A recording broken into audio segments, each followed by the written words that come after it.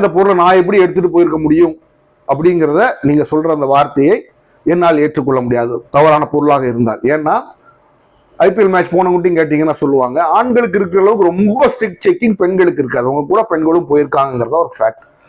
ஆண்களுக்குமே அந்த அளவுக்கு strict checking இருக்காங்கிறதுனா கிடையாது. மொபைல் போன் ஸ்கிரீன்ல லைட்டா வச்சு அமுக்குனாலே கிராக் விழுந்துரும். அப்போ ஆல்ரெடி பொடியா இருக்கிற ஒரு சப்ஸ்டன்ஸை தான் மொபைல் போன் சர்ஃபேஸ்ல வைக்க முடியும்.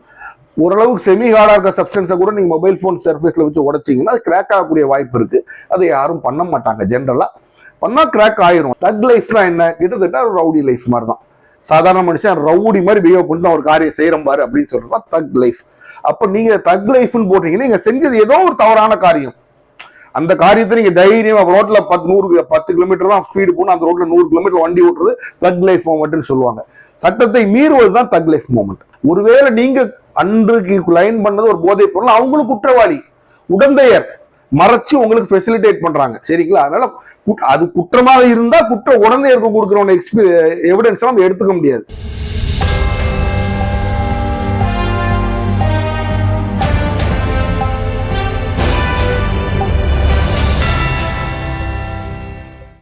ஹலோ ஃப்ரெண்ட்ஸ், வெல்கம் டு உண்மையும் பொய்மையும். நம்ம சேனலில் வரக்கூடிய எல்லா வீடியோக்களையும் தொடர்ந்து பார்க்க நம்ம சேனலை சப்ஸ்கிரைப் பண்ணி பெல் பட்டனை ப்ரெஸ் பண்ணிக்கோங்க. இன்றைக்கு நம்ம பேசும் பொருள் எடுக்கக்கூடிய விஷயம் உங்கள் எல்லாத்துக்கும் தெரிஞ்ச விஷயம் தான். மனித வளத்துறை அமைச்சர் கில்லி ஷரத் அவர்கள் ஒரு வீடியோவில் ஒரு ஐபிஎல் மேட்ச்சில் தன்னோட கண்ணாடியில் ஏதோ ஒரு பவுடரை பொடியை தன்னோட கிரெடிட் கார்டை வச்சு பொடியாக்கிட்டு இருக்கிறார். அதை வீடியோ எடுத்து இது போதைப் பொருள் விவகாரம் அப்படின்னு ஒரு சாரார் அதில் ஒரு பிரச்சனையை கிளப்ப அதற்கு அமைச்சர் ஒரு விளக்கம் கொடுக்கிறார்.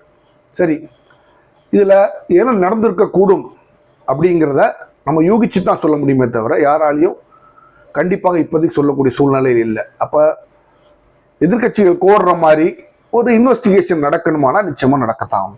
சரி, ஏன் ஒரு பிரைமா ஃபேசி அப்படின்னு சட்டத்தில் ஒரு வார்த்தை சொல்லுவாங்க. பிரைமா ஃபேசி இது நடந்திருக்கக்கூடிய வாய்ப்பு இருக்கா, ஒரு முகாந்திரம் இருக்கான்னு சொல்லல, அந்த முகாந்திரம் இருக்காங்கிறத நம்ம அதை பார்க்கணும். இப்போ அவர் சொல்ற விளக்கத்துல நீங்க பாத்தீங்கன்னா இது ஒரு ஐபிஎல் மேட்ச், கூட்டமா நான் எப்படி எடுத்துட்டு போயிருந்திருக்க முடியும்? நீங்க தான் அங்க சொல்றீங்க குடும்பம் அப்படின்னு சொல்லிட்டு நண்பர்களோட அப்படின்னு சொல்லி சொல்றீங்க ஒரு பெரிய கூட்டமா போயிருந்தோம். அப்போ நீங்க உபயோகிக்கிற அந்த பொருள் ட்ரக்கோ இல்லையோ, அல்லது நீங்க சொல்ற மாதிரி குழந்தை மாத்திரை என்னவோ, அந்த பொருளை நீங்க எடுத்துட்டு போயிருக்கணும்னு அவசியமே கிடையாது. கூட்டத்தில் யார் கூட எடுத்துட்டு வந்திருக்கலாம். நீங்க அந்த பொருளை நான் எப்படி எடுத்துட்டு போயிருக்க முடியும் அப்படிங்கிறத நீங்க சொல்ற அந்த வார்த்தையை என்னால் ஏற்றுக்கொள்ள முடியாது, தவறான பொருளாக இருந்தால். ஏன்னா ஐபிஎல் மேட்ச் போனவங்கட்டையும் கேட்டீங்கன்னா சொல்லுவாங்க, ஆண்களுக்கு இருக்கிற அளவுக்கு ரொம்ப ஸ்ட்ரிக்ட் செக்கிங் பெண்களுக்கு இருக்காது. அவங்க கூட பெண்களும் போயிருக்காங்கிறத ஒரு ஃபேக்ட். ஆண்களுக்குமே அந்த அளவுக்கு ஸ்ட்ரிக்ட் செக்கிங் இருக்காங்கிறதுனா கிடையாது. பேக் எல்லாம் செக் பண்ணி பார்ப்பாங்க. நீங்க கொண்டு போனது இன்னொரு அண்டாலையோ குண்டாலையோ கொண்டு போகல, அது ஒரு இந்த மாதிரி அது ஒரு போதைப் பொருளாக இருந்தாலும் ஒரு சின்ன பாக்கெட்ல கொண்டு போயிடலாம். ஒன்றும் பெரிய விஷயம் கிடையாது. அதை கண்டுபிடிக்கிறவங்க அவ்வளவு ஈஸியான விஷயம் கிடையாது. சரி, அது போதைப் பொருளா இல்லையாங்கிற ரெண்டாவது விஷயம். ஏன் சந்தேகங்கள் வருது, உங்க நடவடிக்கை எப்படி இருக்குதுன்னு பாருங்க. நீங்க என்ன சொல்றீங்க, இது கொடுக்குற விளக்கம் அது போதைப் பொருள் இல்லை. அப்ப நாங்கள் ஐபிஎல் மேட்சுக்கு போயிருக்கும் போது குழந்தை காய்ச்சல் இருந்துச்சு, ரொம்ப உடம்பு சரியில்லைங்கிறதுனால டாக்டர் 1.5 வயசு குழந்தை அதுக்கு டேப்லெட் ஸ்ப்ரே பண்ணி கொடுத்துருந்தாரு. அதை உடச்சி நான் பொடியாக்கி பண்ணி நாங்கள் தண்ணியில கொடுக்கணும் அந்த சமயத்துல. அப்படியே மனைவிக்கும் தெரியும், அதனால நாங்கள் தண்ணியில மிக்ஸ் பண்ணி கொடுக்கறதுக்காக அதெல்லாம் கிரைண்ட் பண்ணிக்கிட்டு இருந்தேன் என்னோட மொபைல் போன்ல வச்சு அப்படின்னு நீங்க சொல்றீங்க. அப்போ இதுல ஏன் சந்தேகங்கள் வருது அப்படின்னு பாத்தீங்கன்னா, பொடியை நம்ம ஜென்ரலா ஒரு மாத்திரையை நம்ம பொடிச்சு போட்டோம் அப்படின்னா அது ஒரு ஹார்டான சர்ஃபேஸ்ல வச்சு தான் உடைக்க முடியும். மாத்திரைங்கிறது அப்படி கையால் நுணுக்கணும்னா அதுக்கப்புறம் உடைக்க எதுவுமே தேவையில்லையே. அப்போ என்ன, ஹார்டான சர்ஃபேஸ்ல வச்சு தான் நீங்க நுணுக்கணும். உங்களுக்கு தெரியும், மொபைல் போன் ஸ்கிரீன்ல லைட்டா வச்சு அமுக்குனாலே கிராக் விழுந்துரும். அப்போ ஆல்ரெடி பொடியா இருக்கிற ஒரு சப்ஸ்டன்ஸை தான் மொபைல் போன் சர்ஃபேஸ்ல வைக்க முடியும். ஓரளவுக்கு செமி ஹார்டா இருக்க சப்ஸ்டன்ஸை கூட நீங்க மொபைல் போன் சர்ஃபேஸ்ல வச்சு உடைச்சிங்கன்னா அது கிராக் ஆகக்கூடிய வாய்ப்பு இருக்கு. அதை யாரும் பண்ண மாட்டாங்க. ஜென்ரலா பண்ணா கிராக் ஆயிரும், அந்த ஸ்கிரீன் கிராக் ஆயிரும். அப்புறம் நீங்க புது போன் வாங்க, இப்ப நீங்க டிஸ்பிளே வாங்கி மாத்தி போட்டாலும் பழைய மாதிரி இருக்காது, உங்க போனே வேஸ்டா போயிடும். ஸோ இப்போ யாரும் அதே மொபைல் போனோட கண்ணாடி பாகத்துல வச்சு அதை பண்ண மாட்டாங்க. பின்பகத்துல வச்சாலும் கிராக் ஆகும், முன்னால அந்த ப்ரெஷர்ல கிராக் ஆகும். அப்ப கேப்சூலை உடைக்கணும்னா நீங்க பயன்படுத்தக்கூடியதா சொன்னப்பட்ட அந்த மொபைல் போனோட அப்பர் சர்ஃபேஸ் நிச்சயமா யாரும் பயன்படுத்த மாட்டாங்க. ஒன்று. ரெண்டாவது, சொன்ன மாதிரி அதுல நிறைய கிருமிகள்லாம் இருக்கும். அந்த கிருமிகள்லாம் குழந்தை நம்ம பேசும்போது வாயில உள்ள கிருமி, காதுல உள்ள கிருமி, முகத்துல உள்ள வேர்வை, இப்படி எக்கச்சக்கமான கிருமிகள் நிறைந்த பகுதி தான் அந்த மொபைலோட டாப் சர்ஃபேஸ். அப்ப அந்த பகுதியை வச்சு நீங்க குழந்தைக்குள்ள மருந்து பிடிச்சி கொடுக்குறீங்கன்னா அதுவும் ஏற்புடையதாக இல்லை. அப்ப ரெண்டு காரணம். ஒண்ணு, அதை வச்சு உடைக்க முடியாது. ரெண்டாவது, இது பண்ண முடியாது. மூணாவது, குழந்தையோட மாத்திரையாக இருந்து அதை உடைச்சாங்க அப்படின்னா அதுக்கு அதை லைன் பண்ண வேண்டிய அவசியம் கிடையாது. நீங்க பாத்தீங்கன்னா அது என்னோட நான் சில வழக்குகள்லாம் டீல் பண்ணியிருக்கிற அனுபவங்களை நான் சொல்றேன். அதுக்கு பேர் லைன் அப்படின்னு சொல்லுவாங்க. போதை மருந்து அது பொடியா தான் இருக்கும். அந்த மருந்தை வச்சு அப்படி உரிய மாட்டாங்க. அதை வந்து ஒரு லைன்ல போட்டு போடும். அதுக்கு தான் கிரெடிட் கார்டை பயன்படுத்துவாங்க. கிரெடிட் ஏன் பயன்படுத்துறாங்க? கிரெடிட் கார்டுனா ஹார்டாகவும் இருக்குமா, அதே சமயத்துல ரொம்ப ஈஸியா பெண்டாங்க, அதே சமயத்துல மெல்லிஸாவும் இருக்கும். அப்ப அதை வச்சு நீங்க ஈஸியா வந்து ஒரு லைன் போட முடியும். அப்போ அந்த பக்கத்துல நீங்க ஒரு 500 ரூபா நோட்டு பாக்கீங்க, அது எதுக்குப்பா அப்படின்னு கேட்டீங்கன்னா அதுக்கும் ஒரு காரணம் சொல்லுவாங்க. ரூபா நோட்டு தான் பேப்பர்கள்லயே நல்ல பிளெக்சிபிளா, அதே சமயத்துல பாலிஷ்டு நோட்டு பேப்பர் அப்படின்னு சொல்லுவாங்க ரூபா நோட்டை. அது என்ன சொல்றாங்கன்னா பாலிஷ்டு பேப்பர், அதுல வச்சு அதுல உரிகிறாங்கன்னா அது ஹையர் டினாமினேஷன். எவ்வளவு கூட நோட்டு கூட போதோ, புது நோட்டா விலை கூட நோட்டா போகுதோ, 500 1000 போகுதோ, அந்த மாதிரி நோட்டுகளை வச்சு உறிஞ்சா இன்னும் பேப்பர்ல மாட்டாம முழுசும் குயிக்கா உள்ள போகும் அப்படின்னு சொல்றாங்க. இது போதை பொருள் பயன்படுத்தியவர்கள் சொல்றது. அப்போ நீங்க அங்க பண்ண நடந்தது என்ன விஷயம் நடக்குது? மாத்திரையை பொடிச்சிட்டேன்றீங்க, ரைட். பொடிச்சிருந்தா குழந்தைக்கு அப்படி கொடுத்துருப்பாங்க, சும்மா பொடிச்சு அதை எடுத்து தண்ணியில மிக்ஸ் பண்ணி அதை கொடுத்துருப்பாங்க. நீங்க லைன் பண்ண வேண்டிய அவசியம் என்னங்கிறது ஒரு கேள்விதான் உங்களை இப்ப பெரிய ஒரு பிரச்சனை மாட்டி விட்டுருக்கு. அது மட்டும் இல்லாம பக்கத்துல அந்த சொன்ன அந்த 2வது விஷயம் பாருங்க, ஒரு 500 ரூபா ஃப்ரெஷ் தாளும் இருக்கு. அப்போ நீங்க அங்க என்ன பண்ணி கொண்டிருந்தீர்கள் அப்படிங்கிற ஒரு கேள்வி எழத்தான் செய்யுது. அதான் சட்டத்துல ஒரு வார்த்தை சொல்லுவாங்க, Caesar's wife should be above suspicion. சீசரின் மனைவி சந்தேகத்திற்கு அப்பாற்பட்டவராக இருக்க வேண்டும். அப்ப நீங்க வந்து இன்னைக்கு ஒரு மனிதவளத்துறை அமைச்சர், எவ்வளவு முக்கியமான டிபார்ட்மெண்ட் பாருங்க, இதுக்கெல்லாம் எதிர்த்து பேச வேண்டிய டிபார்ட்மெண்ட், அந்த டிபார்ட்மெண்டோட மினிஸ்டரா இருக்குங்க போது இந்த குற்றச்சாட்டு உங்க மேல வருது. அப்போ பொறுப்பேற்று நீங்களே விளையாடணும். நீங்க விலகல, சரி, உங்க கவர்மெண்ட்லயும் விலக சொல்ல மாட்டாங்க, அது வேற விஷயம். அப்ப இந்த 2 வச்சு பாக்குறீங்கன்னா, இந்த வீடியோ பாத்தீங்கன்னா இன்னொன்னு எனக்குள்ள சந்தேகம் என்ன வருதுன்னா, பக்கத்துல இருக்க அந்த பெண் அவங்க அந்த ஹேண்ட்பேக்கை வச்சு அதை மறைக்கிறாங்க. ஹேண்ட்பேக்கா என்னன்னு தெரியல, ஒன்னு வச்சு இப்படி மறைக்கிறாங்க.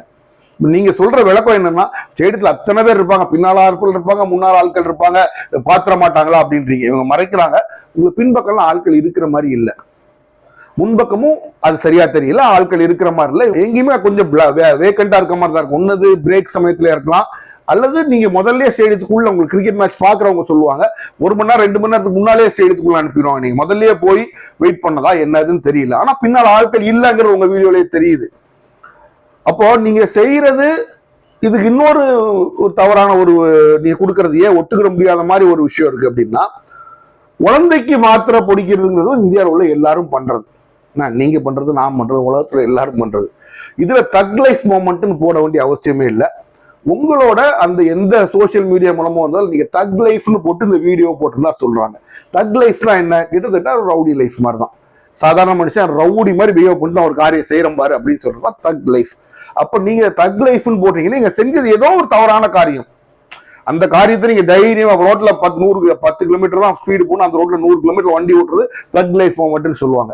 சட்டத்தை மீறுவது தான் தக் லைஃப் மூமெண்ட். அப்போ சட்டத்தை மீறி நீங்க ஏதோ செய்யறது தான் நீங்க எடுத்து போட்டிருக்கீங்க. நீங்களே போட்ட உங்ககிட்ட அந்த வீடியோவை நீங்க மறுக்கவில்லை. அந்த வீடியோவை நீங்க மறுக்கல, அதுல இல்லது நானும் இல்லை, இருக்கிறது நானும் இல்லைன்னு சொல்லல. 2வது அதுக்கப்புறம் இன்னொரு விஷயம் பாத்தீங்கன்னா, நிறைய பேர் சொல்றாங்க குழந்தைங்களுக்கு சிரப் தான் கொடுப்பாங்க, கேப்சூல் அதெல்லாம் கொடுக்க மாட்டாங்க 1.5 வயசு குழந்தைக்குன்றீங்க. அதுவும் மருத்துவ ரீதியா உண்மைதான், எங்களுக்கும் தெரியும், நாங்களும் பிள்ளைங்களை வளர்த்துருக்கோம். எல்லாருக்குமே அந்த ஏஜ்ல வந்து சிரப் தான் கொடுப்பாங்க. 3-4 வயசு வரைக்கும் கேப்சூல் கொடுக்க மாட்டாங்க. தொண்டையில் போய் சிக்குன்னு பொடிச்சு போடுங்கலாம் கொடுக்க மாட்டாங்க. இல்ல அப்படி கம்ப்ளீட்டா பவுடரா இருக்கும், நீங்க தண்ணியில மிக்ஸ் பண்ணிக்கலாம். நீங்க போய் உடைச்சு கொடுக்கணுங்கிற அவசியம் இருக்காது. அது ஒரு பக்கம் இருக்க, நீங்க உங்க குழந்தைக்கு மாத்திரை மிக்ஸ் பண்றீங்கன்னா பக்கத்துல அந்த லேடியை உங்க பல்ல காமிச்சிட்டு இருக்காங்க, நீங்களும் சந்தோஷமா தான் மிக்ஸ் பண்ணிட்டு இருக்கீங்க. அப்போ மக்கள் கேட்கிற அந்த கேள்வி, குழந்தைக்கு மிக்ஸ் பண்றா நீங்க ஏன் சிரிக்கிறீங்க? உங்க பக்கத்துல சந்தோஷமா இருக்கும். குழந்தைக்கு உடம்பு சரியில்லைன்னா எனக்கு தெரிஞ்சு எந்த அம்மா கிடையாது அந்த லேடி, அவங்க வேற விஷயம். எந்த அப்பாவும் சந்தோஷமா இருக்க மாட்டாங்க. கூட இருக்கவங்க வருத்தப்பட்டு இருப்பாங்க, ஏன்பா வாடா போலாம் அப்படின்னு தான் சொல்லுவாங்க. நல்ல நண்பர்களா இருந்தால் பரவாயில்ல, மேட்ச் இருந்தா குழந்தைக்கு உடம்பு ஏன்டா குழந்தைய கூட்டு வந்த வீட்டுக்கு போறான்னு சொல்லுவாங்க. அவங்களும் அவங்க கூட சேர்ந்து கிளம்பி வருவாங்க. ஒரு நல்ல நண்பர்கள் இல்ல போல, நமக்கு அதை பத்தி தெரியாது. அப்போ அந்த மேற்சொன்ன வீடியோல உங்க குழந்தையும் காணோம், அங்க நீங்க சொன்னதா அவங்க மனைவி இருந்தாங்கன்னு சொல்லி அவங்களையும் காணோம்.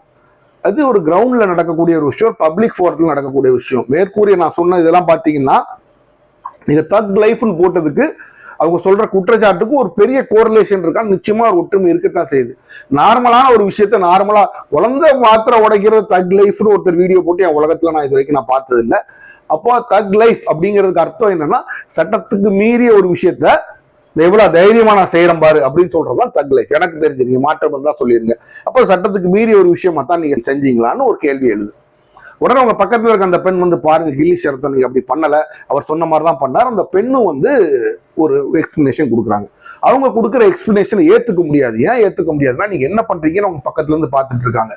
ஒருவேளை நீங்க அன்றைக்கு லைன் பண்ணது ஒரு போதைப் பொருள், அவங்களும் குற்றவாளி, உடந்தையர் மறைச்சு உங்களுக்கு ஃபெசிலிட்டேட் பண்றாங்க. சரிங்களா? அதனால அது குற்றமாக இருந்தா குற்ற உடந்தையருக்கு கொடுக்குறவங்க எவிடன்ஸ் நம்ம எடுத்துக்க முடியாது. ஏன்னா நாளைக்கு அவங்களும் மாட்டுவாங்க, நீங்க மட்டும் அவங்களும் மாட்டுவாங்க. பக்கத்துல வச்சு மறைக்கிறது, உடந்தை இறந்து எல்லாம் பண்றது மாட்டுவாங்க. ஏன்னா போதைப் பொருள் சொல்லல, போதைப் பொருளாக இருந்தால் இப்ப அவங்க கொடுக்குற எக்ஸ்பிளேஷன் நம்ம ஏத்துக்க முடியாது. சரி, இது ஒரு மேஜர் அலிகேஷன். ஏன்னா நீங்க என்ன மினிஸ்ட்ரியில இருக்க, மனிதவளத்துறை அமைச்சரா இருக்கிறீங்க. மனிதவளத்துறை இவ்வளவு பெரிய விஷயம், மனித வளத்துக்கு எதிரான மிகப்பெரிய விஷயம் ட்ரக் தான். அதுவும் ஒருத்தர் மேல குற்றம் சாட்டப்பட்டு பிரைமா ஃபேசி எப்படிலாம் அது உண்மையா இருக்குமோன்னு சொல்ற அளவுக்கு 1 லட்சம் விஷயம் அதுல இருக்கு. இப்ப பீடியாட்ரிக் டாக்டர்ஸ் கூட வந்து எக்ஸ்பிளேஷன் கொடுத்துட்டாங்க, மருந்து அந்த வயசுல நாங்க கொடுக்க மாட்டோம் மாத்திரை, இவர் சொல்றது பொய்ங்கிற அளவுக்கு எல்லாரும் சொல்லிட்டு போயிட்டாங்க. அப்போ அந்த முக்கியமான துறையை நிர்வகிக்கிற நீங்க என்ன பண்ணிருக்கணும், ஆட்டோமேட்டிக்கா நீங்களே பதவி இறங்கியிருக்கணும். நீங்க அதை பண்ணல. அப்போ அந்த துறை வந்து இளைஞர்கள் மனித வளம்ங்கிறதுக்கு மிகப்பெரிய எதிரி ட்ரக்ஸ் தான். அந்த ட்ரக்ஸை பயன்படுத்த குற்றச்சாட்டு உங்க மேல எழும்போது நீங்களா முன் வந்து வரலன்னா அரசாங்கம் என்ன பண்ணிருக்கணும், குறைஞ்சபட்சம் இன்றைக்கு எல்லா எதிர்க்கட்சி என்ன கேட்கறாங்க, ஒரு இன்வெஸ்டிகேஷன் வேணும். கண்டிப்பா நீங்க தான் பண்ணலன்றீங்களே, அது மாத்திரன்றீங்க, போதைப் பொருள் இல்லைன்றீங்க. இன்வெஸ்டிகேஷன் பண்ணா அது ஆட்டோமேட்டிக்கா ஓரளவுக்கு உண்மை வெளியில வரும். அப்ப ஏன் இன்வெஸ்டிகேஷன் பண்ண மாட்டேங்கிறீங்க? அப்ப நீங்க அப்படி பண்ணாம நீங்க இருக்கிறதா இன்னைக்கு பல பேருக்கு சந்தேகத்தை கிளப்புது. இன்வெஸ்டிகேஷன் பண்ணி அந்த சூழ்நிலைகளை என்னெல்லாம் நடந்துச்சு அப்படின்னு பார்த்தா உண்மை வெளியில வரதுக்கு ஒரு வாய்ப்பு இருக்கு. நீங்க இந்த இன்வெஸ்டிகேஷனை வேண்டான்னு, அதாவது இன்வெஸ்டிகேஷனை ஆர்டர் பண்ணக்கூடிய பொசிஷன்ல நீங்க தான் இருக்கிறீங்க. இன்றைக்கு உங்க ஆட்சி தான் இருக்கு. அந்த நிலைமையிலிருந்து நீங்க இன்வெஸ்டிகேஷன் ஆர்டர் பண்ணாம இருக்கிறது வந்து சந்தேகத்தை கிளப்பத்தான் செய்யுது. அப்போ இந்த சந்தேகத்தை போக்க வேண்டுமா நீக்க வேண்டுமானால் நீங்க ஒரு இம்பார்ஷியல் இன்வெஸ்டிகேஷன் அந்த இன்வெஸ்டிகேஷன் நடத்தினீங்கன்னா உண்மை வெளியில வரும். அதை நீங்க நடத்த மறுக்கும் போது அப்போ சந்தேகங்கள் தான் வெளியில வரும். சந்தேகங்கள் வரும்போது என்ன பொறுத்த வரைக்கும் இது ஒரு சாதாரண விஷயம் இல்லை. ஏன்னா நீங்க NDPS ஆக்ட் படி படிச்சு பாத்தீங்கன்னா கஞ்சாவை விட நீங்க அந்த நுகர்ற பொருள் வந்து ஒரு பவுடர் ஃபார்ம்ல இருக்கிறதுனால அது வேற ஏதாச்சும் ஒரு பொருளாக இருக்கும், ஹையர் ரேஞ்ச் ட்ரக்ஸா இருக்கும். அப்ப அதற்குள்ள தண்டனைகள் ஜாஸ்தி. அப்ப அது அந்த மாதிரி பொருளா இருந்தா இது மிகப்பெரிய தண்டனைக்குரிய குற்றம், நீங்க பெயில் கூட உங்களுக்கு கிடைக்காது. அப்போ அப்படி ஒரு குற்றச்சாட்டு உங்க மேல வைக்கும் போது ஹையர் லெவல் இன்வெஸ்டிகேஷன் இருந்துதான் ஆகணும். அப்பதான் அந்த உண்மை வெளியில வந்தாகணும். ஏன்னா இந்த பொருள்கள்லாம் ஒரு காலத்துல புழக்கத்துல கிடையவே கிடையாது, ரொம்ப ரேர் அப்படிம்பாங்க. இன்றைக்கு வந்து நீங்க ஒரு மினிஸ்டர் நுகர்வது அப்படிப்பட்ட ஒரு பொருளா அப்படின்னு ஒரு சந்தேகம் வரும்போது ஒரு மேல் லெவல் இன்வெஸ்டிகேஷன் இதுக்குதான் செய்யணும். அப்படி நீங்க பண்ணல அப்படின்னா மத்திய அரசு, ஏன்னா இது ஒரு சாதாரண விஷயம், மத்திய அரசே முன் வந்து இதை பண்ணணும். ஆனா மத்திய அரசு உங்களுக்கு பண்ணாது, உங்களுக்கு ஒரு இணக்கமான போக்குவரத்து அவங்க போயிட்டு இருக்காங்க. அப்ப இதெல்லாம் மக்களுக்கு தெரிந்தாக வேண்டும். அப்போ 1000 இடத்துல போய் போதைன்னு 3 கிலோமீட்டர் ஓட்டின முதல் சிஎம்மா இருக்கவங்க சிஎம்லாம் என்ன பண்ணிருக்கணும், குறைஞ்சபட்சம் இன்வெஸ்டிகேஷன் வச்சிருக்கணும், குறைஞ்சபட்சம் உங்களை பதவி இறங்க சொல்லியிருக்கணும். அப்படி அந்த குறைஞ்சபட்சத்துல 2 விஷயமும் செய்யலைன்னா குறைஞ்சபட்சம் இல்ல அதிகபட்சமாகவே உங்க மேல சந்தேகங்கள் வரக்கூடிய ஒரு வாய்ப்பு இருக்கு. அதுதான் இன்றைக்கு நடந்து கொண்டு இருக்கு. இன்றைக்கு எல்லாரும் உங்களை பத்தி பேச ஆரம்பிச்சுட்டாங்க. அப்போ ஒரு பக்கம் போதைக்கு எதிர்ப்பா நீங்க ஓட்டம் ஓடுறீங்க, வரவேற்கக்கூடிய விஷயம். இன்னொரு பக்கம் இப்படி ஒரு அலிகேஷன் வருது. அப்ப என்ன செய்யணும், நியாயமான முறைமை என்ன, அந்த இன்வெஸ்டிகேஷன் ஆர்டர் பண்ணிட்டு உங்களை பதவி இறக்க சொல்லணும். அப்படி செய்யவில்லை என்பது வந்து ஒரு சந்தேகத்தை கிளப்புகின்றது. உண்மையில என்ன நடந்துங்கிறது யாருக்கு தெரியும் அப்படின்னா கில்லி ஷரத் அவர்களையும் அவர் கூட இருந்தவங்களையும் அன்றைக்கு இருந்தவங்களுக்கு தான் தெரியும். அப்ப அவங்க எல்லாத்தையும் கூப்பிட்டு ஒரு குற்ற விசாரணை விசாரிக்கணும் கண்டிப்பா, ஏன்னா சாதாரண விஷயம் இல்ல. அப்படி செய்யாத பட்சத்தில் accusing finger will always point towards mister Killi Sharath. குற்றம் சாட்டப்படும் அந்த விரலானது கில்லி ஷரத் அவர்கள் மேல் நீண்டு கொண்டுதான் இருக்கும். அது நியாயமானதானா, அவரை அக்யூஸ் பண்றது நியாயமானதுதான் அப்படிங்கிறதா இன்றைக்கு சூழ்நிலை. மீண்டும் சந்திப்போம்.